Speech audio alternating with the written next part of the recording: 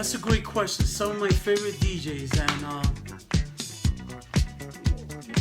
well, I first became in love with DJs through the radio. So as far as radio DJs and DJs that mix from New York City radio, they were, Ted Courier, Flawless, Jonathan Fury, T. Scott, Chef Pettibone, Kiss FM Master Mix, Tony Humphries.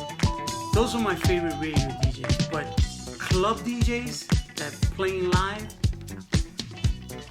if you're born and raised in New York from my era and you had the chance to go to Garage and Funhouse, Larry Levan and John Jellybean Benitez. I mean, two icons of New York City dance music. And, with Larry, I learned the power of a DJ. Larry,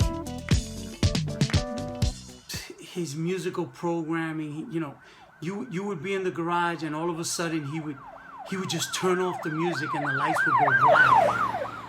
And you're like, what's going on here? And then people would start stomping their feet and clapping their hands and screaming, Larry, Larry, Larry. I mean, the pop, like when I first heard that, like shivers, my hair stood up. I'm like, what am I experiencing right now? Something's not right with this. That was Larry Levan. With Larry, I learned the power of a DJ. And Larry was probably the most powerful of them all. I mean, millions of guys have imitated him, but Larry was the guy, the creator, the innovator. And Larry could just do that on a dance floor. And I was like, oh my God, look at the power this guy has over the people. And anybody who's DJ'd, even now, you know that you have power over the people when you're playing music.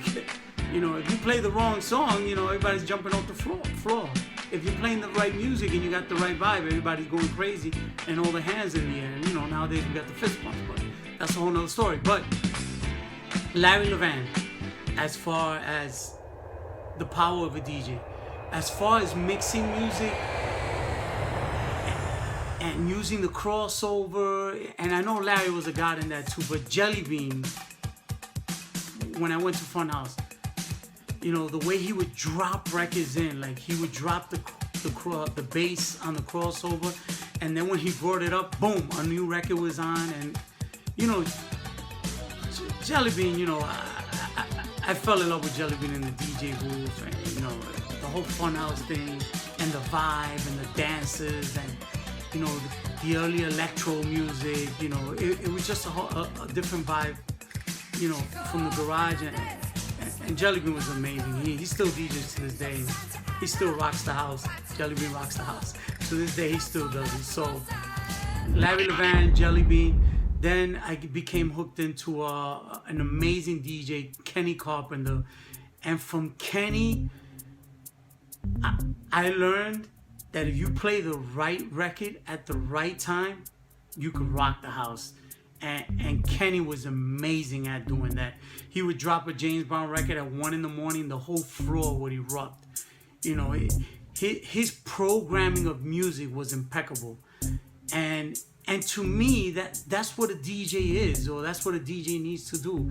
I mean, it's great if you can mix and you could use, 3 CDs or 4 CDs. That's all great. And if you could keep records on beat, that's fine. More power to you, But if you know when to play the right record at the right time, that to me is a DJ, because that's when you're going to get the crowd to erupt. And a lot of DJs don't know how to do that.